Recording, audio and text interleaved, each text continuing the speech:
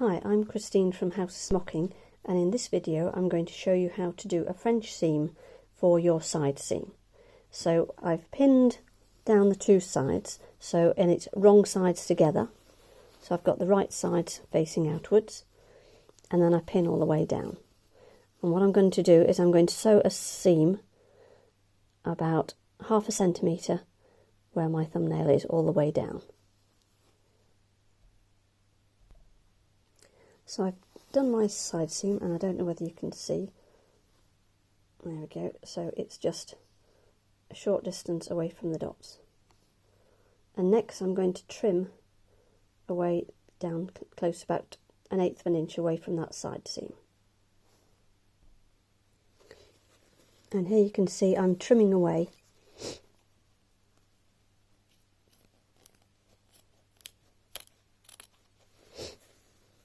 to leave just a short distance from my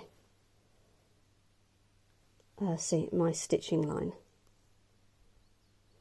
So once you've trimmed your seam down, you want to turn the dress over,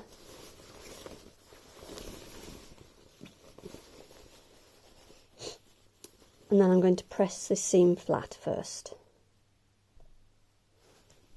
I've now pressed this flat, and now I want to fold it over so that my right sides are together,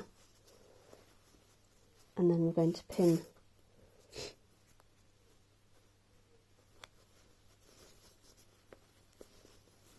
all the way down, and then you can tack it ready for sewing.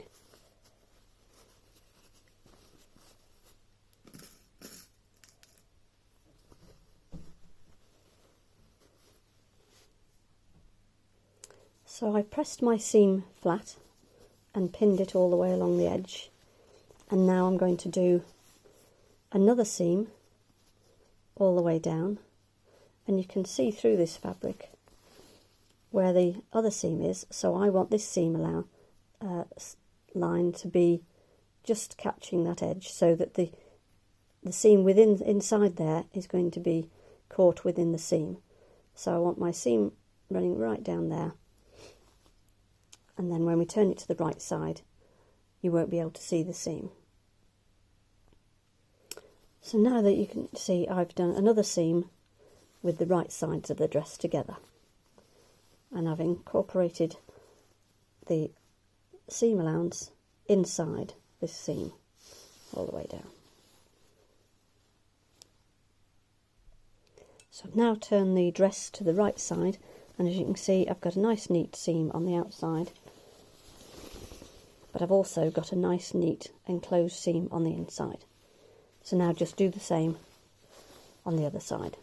But don't forget, we're not attaching the lining at the moment on the back.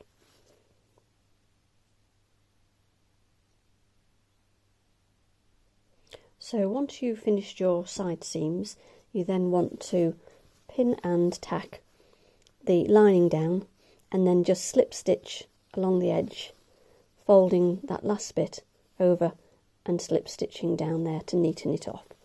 So that's folding it over, folding that over,